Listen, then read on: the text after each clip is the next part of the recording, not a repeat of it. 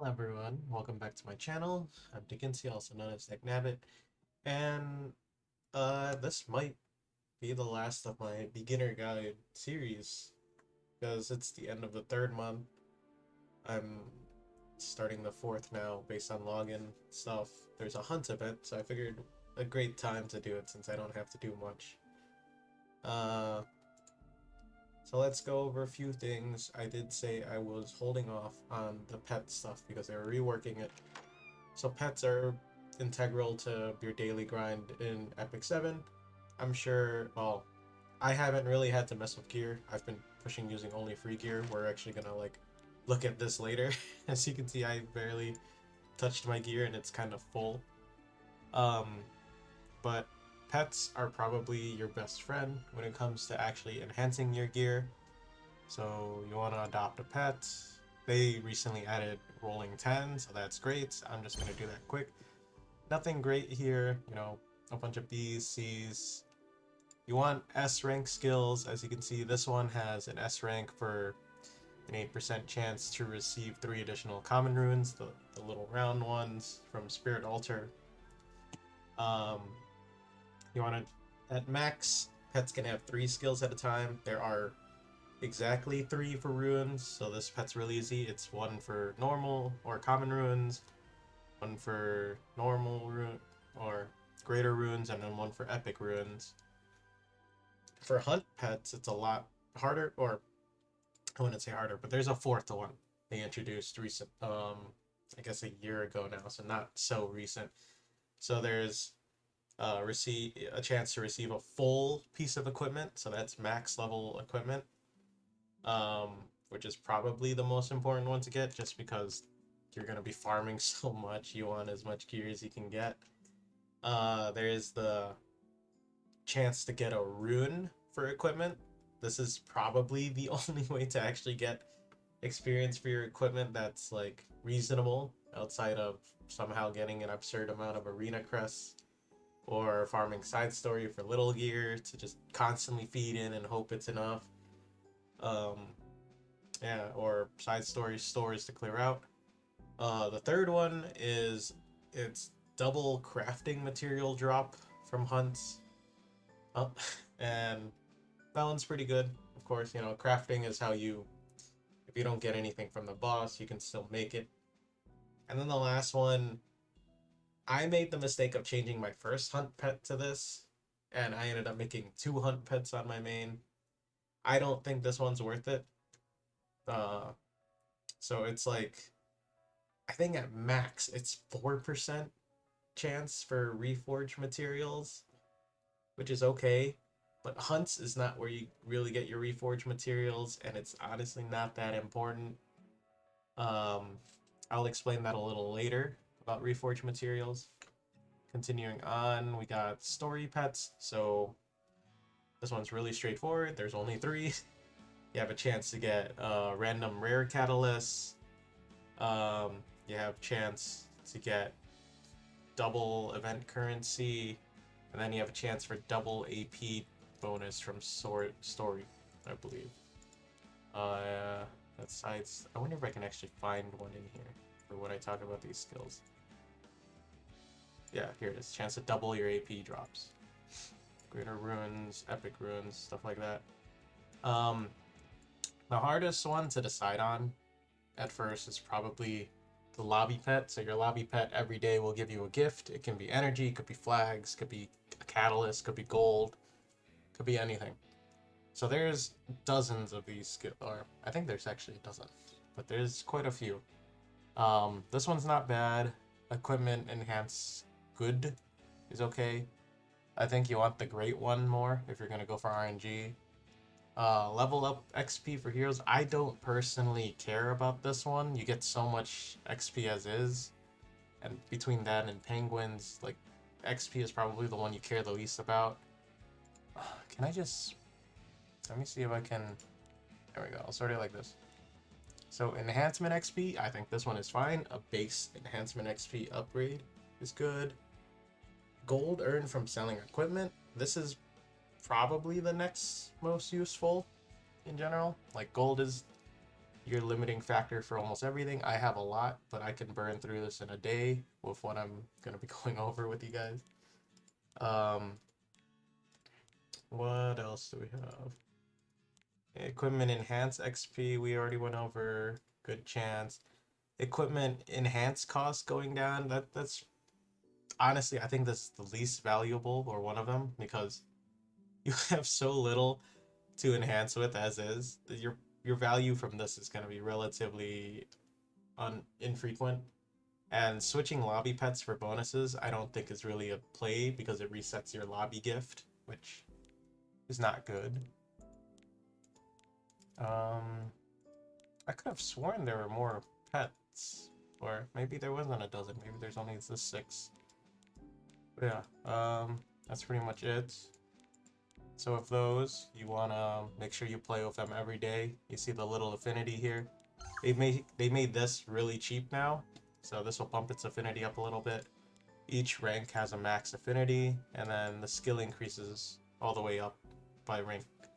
Your rank 5 can go up to affinity 6. That's where your skills will max out. Basically, try and play with it every day, get it up until the next one. Uh, Enhancing pets is probably the annoying part. So synthesize, you gotta have one max at the rarity. Oh, sorry, not rarity, rank, and then a second one. You can pick whichever appearance you care about. They made it so you can actually switch appearances later, which is great because the only way before was you had to, if you had a rank 5 pet, you had to make another rank 5 pet just to change the skin. So this saves so much like pain. But yeah, so when you synthesize, you get to pick up to 2 skills up until the last generation. So at like generation 4 and 5 is when you're actually able to pick 3 skills, if I remember right. There's plenty of pet guides out there, but I'm just gonna give a brief run through. And then they made it so you use these crystals instead of just feeding pets by default, which is significantly easier because I hated it. It was like for the rank 5s, you needed a rank 4, 3 rank 3s, and a rank 2. Or in the other one, you needed like a rank 3, a rank 2, or 2 ranked 3s, a ranked 2 rank 2s, and a rank 1 or something. And just converting it to a currency makes it so much simpler and easier. So aside from that, yeah, just play with them. You get that currency by selling pets, as you can see, by releasing them. Just transmitting is the same old, same old. And then they'll convert to this. Uh, Here's the appearance thing. Say, I don't like this one anymore. I want to turn it into this. It'll become the rank equivalent of that one, and it costs some currency from selling the pets. So pretty straightforward. Um, putting them in here by doing this just shows it on your profile if someone clicks on yours. So it's not a big thing. You can. This is just for flavor. Um, Make sure to buy the toys if you can afford it, especially the one for Stigma. Like, I spent so much Stigma leveling characters or um, promoting them, and it's still this much on this account, and I barely dent it. I don't really recommend normal food. Uh, you'll get so much. You'll get a daily summon for pets, and you can just feed pets for XP. It's not that expensive. The food's kind of overkill, especially for however much it costs a week. Affinity is way more important than XP. And then, of course, if you have spare gold, and if you want to grind out your pet, you can.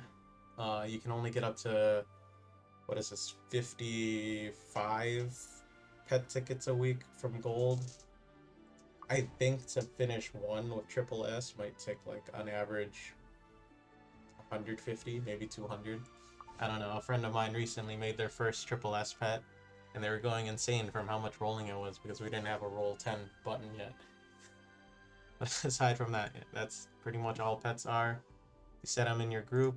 This is my lobby one. I'm just leaving them here. And yeah. So after that, we'll take a brief look into crafting. So I'm gonna first show you what you might want to keep at the beginning. So I'm on my main, I'm really stingy, so I follow a bunch of rules I've self-imposed on myself. But on a beginning account, you could even look at blue pieces of gear. Like I wouldn't even look at this piece at all. But this is not a terrible piece for when you begin, especially when you look at boots. Anything of a speed main stat that's like 85, I would say 85 gear is what you want to keep at this point. No reason to use anything before that anymore. Like these boots are not bad. Blue has lower stats and maxes out at lower, like less stat total by far, but speed boots do not come often. This has health and effective resist. This is pretty solid for bruisers. And you don't care as much about optimizing sets early on. So this one I might lock for now. I mean I would definitely not reforge any of these blue pieces unless they roll absurdly well. So there's that. But for the most part, early to mid, like this piece of gear, you might find a random use for later on. You can keep this if you want. Like you have an extra. This waiting storage equipment goes up to 700, so you'll have like an extra 700. You can throw out anything you can't use now, but you might find later. Like this gear, I'm really drawing a blank for who might actually use this, but you never know. This is actually really good. Like max crit damage, almost max crit, and effective resist on a unity set. This is so niche, but you might need it someday. Um, like same with this one. This one's an off piece, HP main stat, crit, but it has good stats overall. If you ever need like a bit of speed, like it's an okay mix and match. Never know. So this one's definitely good. Attack main stat, crit chance, or crit damage, crit chance. This is definitely a workable piece. So we'll be going through, like you just go through it. The general rule for like selling versus, as you'll see here, by selling versus extracting, there is a break-even point someone calculated a long time ago. So you generally want to sell any blue, any rare, and any epic pieces. So if you're gonna sell, just uncheck heroic, let it go. It'll auto select everything. You can sell it. I do have a small caveat. You should only sell for the left side. Well, yeah, I would say try to sell only left side, unless it's like a set you probably won't use, because almost everything you'll be like creating using these conversion main stats is gonna be on right side. So unless you won't need it, like oh I don't need hit chance, then I would just extract everything on right side. It's nice material. If you're really strapped for gold, you should just do what I said. Sell blue, sell red, extract purple. That's the most efficient way. But you always have to keep in mind, you know, for weekly charms and whatnot, you're gonna need some extraction material. And unlike pets, they haven't reworked it, so you only have 5 slots to throw in things. And generally, you want to stay away from the right side. So having a bunch of things to extract is always nice. But again, this is how you get your gold back. And let's see, offensive pieces, like there's a lot of flexible pieces you could use. Like this sword, I think, is a very good offensive immunity piece. Workable, not optimal. Like optimal would be like this. This unity piece has 3 good stats, max crits. This is like middle attack and then minimum crit damage. Not optimal, but good. And that's on average what you want to look for. There's they've officially released the stats each piece of gear can have and the chances of enhancing. For the most part, you want to just look for pieces of speed and stats. Like you're not at the point where you want to fish for speed. It's much more of a late game thing. Like this piece is phenomenal in my opinion. This is effect resist, effectiveness, and high speed. Like 5 is the max, but the chance of a 5 speed piece is something like 1% or lower. and getting it to add 5 more on a roll is like 0.02 or something. So on average, your highest speed piece will get like maybe a 4% roll every single time. Which there's a few rules for fishing for speed. It's like, oh, do not keep any piece of 1 speed. I did this at the beginning, and now I have a piece of 1 speed that I don't really care about. Um, Unless that piece rolls absurdly good, and you can replace that speed with like crit or effectiveness or anything with a modifying gem, it's definitely not worth keeping. Meanwhile, for speed, a 2, a 3, 4, and a 5, of course, are workable. Some people say avoid 2, but because the chance of rolling speed is roughly the same, I think it's 20% for everything in the middle, or yeah, 20% in general, or something like that, compared to rolling a 5. You know, a 2 plus 4 is the same as a 3 plus 3. So what matters is if you roll, I think the breakpoint is like 9 speed before by the third roll. So by the fourth roll, if it's purple, that might be worth keeping. But you have to remember, like compared to Genshin, Genshin gets all 4 stats early, which then means it can roll into a bad stat after. Epic 7, to kind of alleviate the problem on purple gear looking like that, they made it so on your plus 12, your fourth roll, you gain your 4th stat at purple. So generally, if you're like speed fishing, they recommend get all 3 into speed, and then it's like, oh, at least now this will be like a usable piece. For red, I think it's as long as it hits 9 or 10 by plus 9, that means you keep going. Otherwise, you just want to look for good pieces. And reforge materials, early on you're going to get a lot, or at least like you're going to have so much saved by the time you get gear you want to reforge. I wouldn't use it on any pieces unless they're absurd. Like, I leveled this today, and this honestly didn't roll terribly, but yeah, I think it was 2 into flat attack, and then my new one was flat defense. So this is definitely not reforged. Like, I'm not going to reforge this, but I think it's a good piece to use early on. Stuff like that.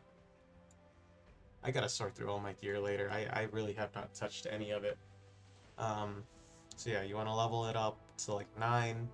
Usually by 9, you'll 100% know what you want to keep. So yeah, crafting at the beginning. So a lot of people debate this point I'm about to make. At what point do you start crafting right side gear? I think that completely depends on how hard you want to like min-max. Because I'll be honest, at no point is there actually a good idea to start crafting right side gear, or at least no optimal point. Because even if you have none, right side gear has variable main stats, so you never know what it'll be. It could be a flat stat, it could be percent one, it could be the wrong percent one. So I think the odds of getting a good, like, keepable piece that you will stat check is somewhere around like maybe 50-60% range. Meanwhile, the left side, swords always have flat attack on their main stat. Swords or weapons, I should say. Weapons cannot have defense on it. So that's already 1 stat you don't care about and 1 stat locked in that you know can't roll. Helmets are. Am I thinking of it wrong? Let me make some really quick. Helmets are, I believe, flat HP. Yeah, flat HP.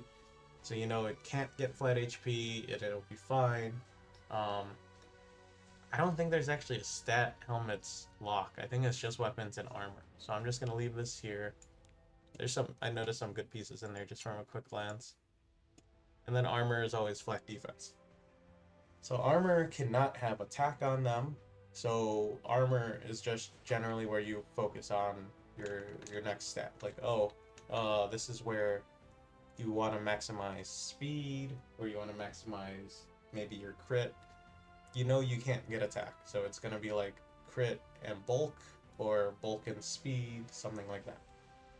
And the left side gear is significantly easier to craft just because of all these limitations. Your main stat's always the same. It's a flat stat that cannot be optimized like on the right side. After they introduced reforging, which bumps level 85 crafted gear to 90, I think flat stats on the right side lost so much value because they go up almost nothing on the right side. And I could probably count the amount of characters on one hand that could prefer flat stats outside of very niche builds like a super one tap Gunter or something with like a pentaroll attack percent on a flat attack stat on the side or something.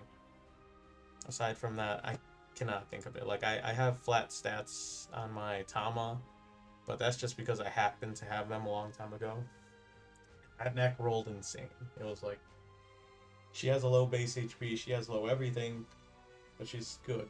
It's like, oh, max HP, it quad rolled HP, I think.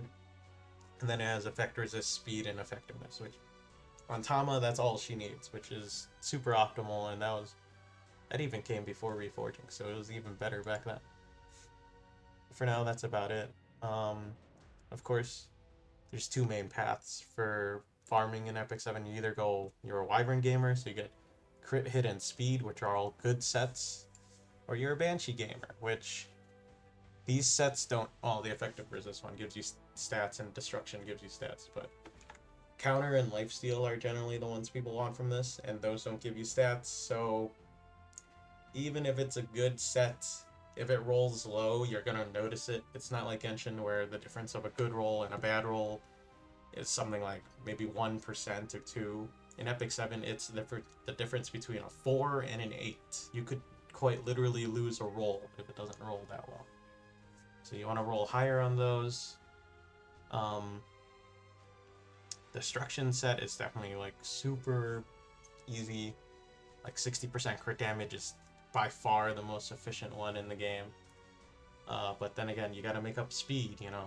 Speed set is just straight up 25?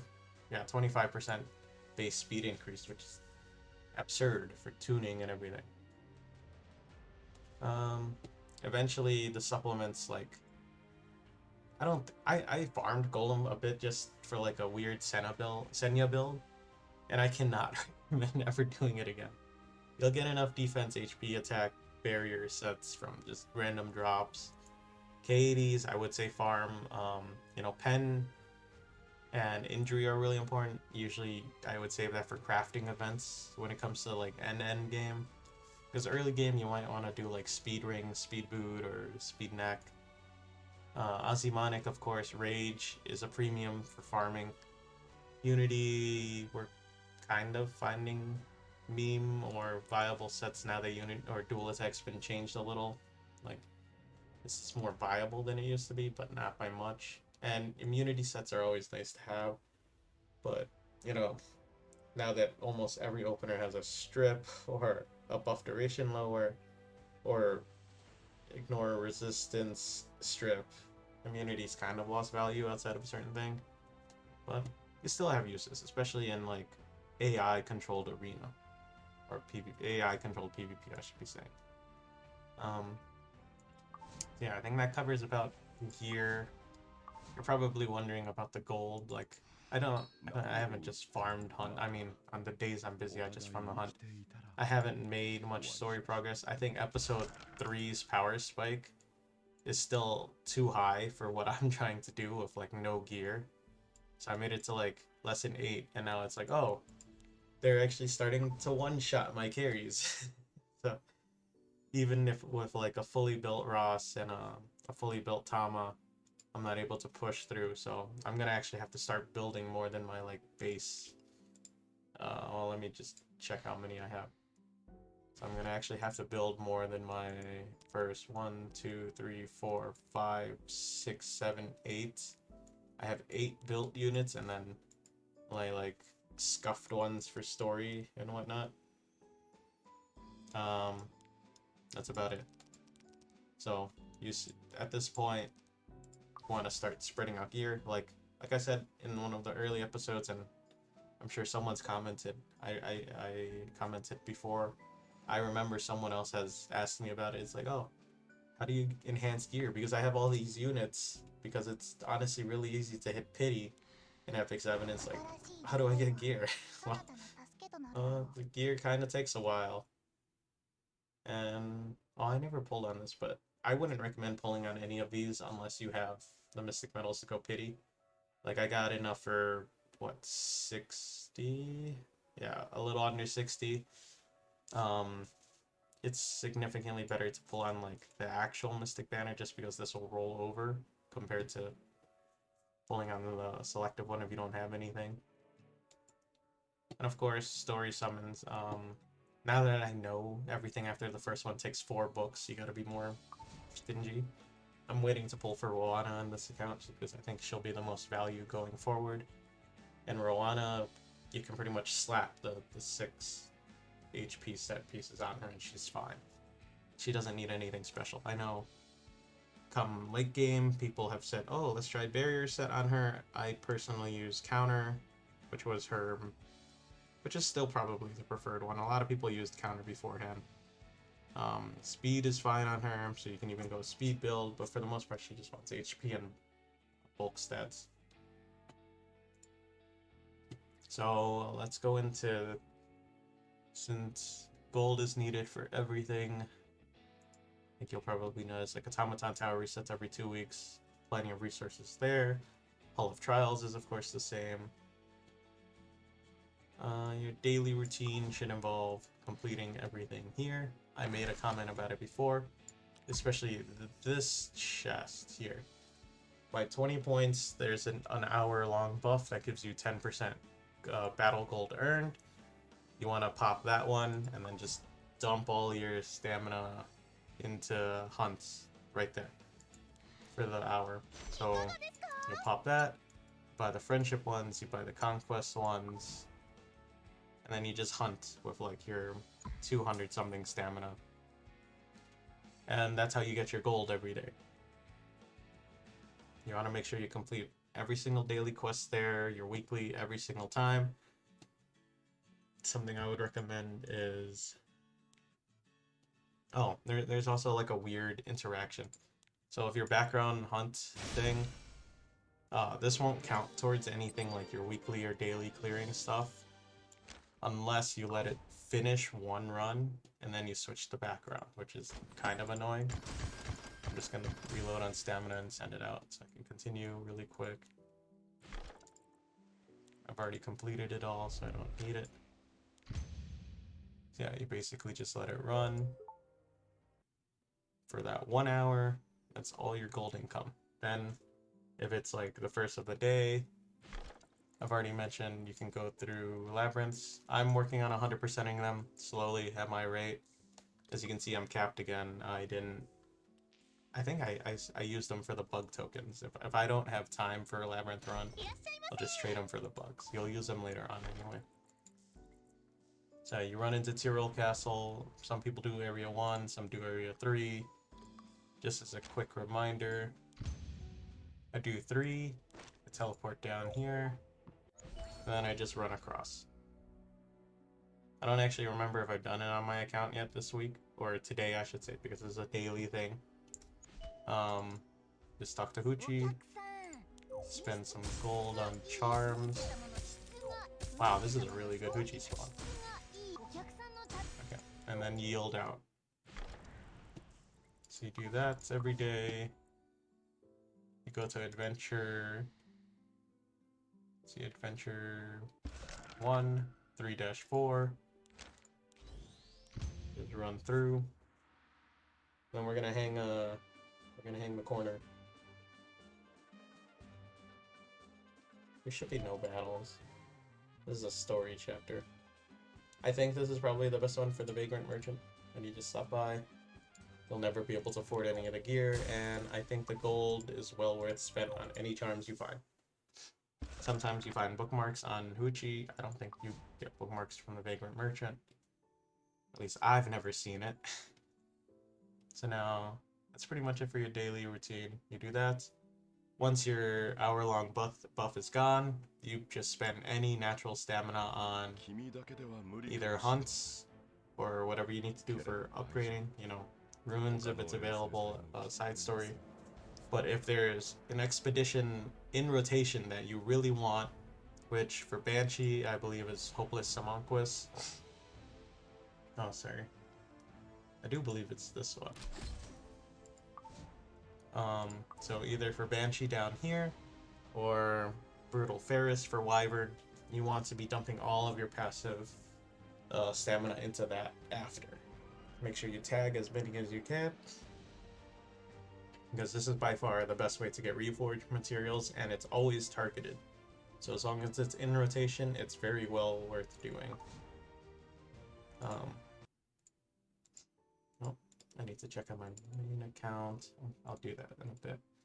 So aside from that, that's it's so daily tasks, weekly tasks. Bi-weekly, do your Automaton Tower and Hall of Trials. Automaton Tower until you get the units. I think the highest I got last rotation was I got to level 5, floor 20 something before I just did not have the damage to keep going. Aside from that, easy enough. Something I want to mention, it's like a minor tidbit for your optimization. So once you like triple S a 3-star unit, yeah, there's not really a purpose to keep them. These are what you're going to be transmitting every so often. So a big thing to know is you want to imprint these 3 stars. You want to stack them all up and then get them to SSS. As you can see, SSS is the highest before you transmit them. The amount of silver transmit stones you get will be roughly, well, I'm pretty sure it's exactly the same outside of if you have Moonlight Aether, who's a 4-star and you feed it with 3 stars, and Dark Corvus, who is a 5-star you feed with 4 stars. The reason you want to do it, to get them all to triple S before you sell it, is specifically there's multiple achievements in this reputation system. I'm trying to see where they put it. I think this is only story. Is it in here? There is one. There's no way this account finished them. They have to be in here. Hades Masters, Automaton Tower, donate. There's no way I've gone through enough. Where is it? Promote a hero, fill hero journal, Guardians, reputation, login, friendship. Here. Unlock devotion grade, SSS on heroes. There is a final one at some point, but it will be quite a while before you do it. And every time you reach these benchmarks, you'll get summons, which is very important. Like, might as well maximize it. Once you notice reliable support is done, you can just start transmitting the 3 stars. It doesn't matter.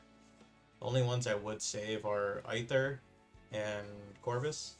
You never know when you might pull a duplicate Moonlight Aether or Moonlight Dark Corvus. But for the most part, you just transmit all the 3 stars once you're done with triple S-ing duplicates achievements. I think that covers everything I wanted to cover for this. The next time, I'm pretty sure this is the last of the beginner stuff. It's been pretty straightforward. Like, I'm already done with the adventurer's path. I just need to reforge, and I don't want to. For hunts, you can clear the first 4 pretty easy. Wyvern, you already know the team. Golem, Banshee, and Azimonic are pretty much the exact same 4-man. Yeah, I just use Clary, Tama, Vivian, and Marina. Golem, you can switch Lorena out for, like, Sermia. I did think if you want it, like, 11, you can auto pretty relatively easily. But if you wanted to beat 13 for the hunt mission, I would use, like, Iseria Tama and just auto it, honestly, because it's significantly faster. And you don't want to waste time on Golem, so... yeah, that's pretty much it. Next time, if another video pops up in this series, it'll probably be, like, Oh, beginner-friendly guide for expeditions to reach, what is it, like 350 points to get open recruitment. Or, I don't know, there's not really much else because none of the guild stuff I think is important to have guides on. Like World Boss, you just throw things in. Ancient Inheritance, like there's nothing I can teach that someone with a wider variety of units can. Guild War, I don't, I mean, one of my guildmates asked about how I scout things. I might make a scouting video, but I'm kind of weird with that. Ideally, yeah, you just keep doing that. You do your weekly missions, and yeah, keep buying things. Make sure you participate. Even if you just lose 3 times quickly in Guild War, that's better than not doing it. Just because you get, instead of like 4 bookmarks, you'll get like 30 something, which is significantly better income. I want to thank everyone who enjoyed this series and learned something from it. It's been quite fun to do this, experiencing the beginner thing again, and then seeing how far I can try using the bare minimum that's given to me, not using like any of the rare summons, not using any of the new gear that I've farmed. Like, I can't believe my inventory is actually full from how much I've been ignoring it. But yeah. Oh, and one last tip I guess I can add. You'll be using your sky stones and gold here. I would not recommend buying the like, where is it? It's in here. I would not recommend when you're rolling doing 10 pulls and buying the 950 cost one for like 50 bookmarks and stigma. If you have the gold and the sky stone, if you have the gold and the sky stones, always go to Garo. It's 3 sky stones to refresh, and you just keep doing this. There's a macro for emulators where I'm kind of curious if I have it on this emulator. Let me see. So this macro on emulators lets me just put my cursor at the bottom and scroll down and just do this, and it'll scroll on all 3 locations to quickly go through. And I mean, you can look at all the gear and the fodder for any like interesting units or pieces if you want, but for the most part you're just gonna roll. If you have time, gold. That's why they have the thing in the shop. They don't want anyone to like this is a very tedious a tedious task to do. You're just gonna roll down until you find it. This has Covenant bookmarks and it has Mystic bookmarks, and it will sell 1 roll at a time for, I think Covenants are 184, Mystics I think are like 360, 380 something. And you just want to keep going, and you can unlimitedly refresh as long as you have sky stones to go, and then just dump all your gold trying to get it. As you can see, you need gold for gear, you need gold for rolling, you need gold for everything. So it's a big balance of what you're gonna do, and it's up to you how you want to optimize, but for the most part, I think that's everything you'll need. You know, there's always people talking about tier lists of what's good now, what's good later. There's very few units that are good for everything, like Iseria, Tama, Inspector Tenebria. And then, of course, PvP is a whole other beast. You'll get units that are good specifically for AI PvP and RTA, like real-time PvP. That all comes down to your playstyle, because especially if you're going to be a Wyvern gamer, good luck on getting speed. I think I recently got, like this account's not been bad when it comes to speed. Like I have a few pieces of, oh, excuse me. I have a few pieces with high single digits. I think I did manage to get a few double ones, like here's an 11, here's a 10, a 15 on a free 78 piece, some 12s. Like none of this would be like fast enough on anyone.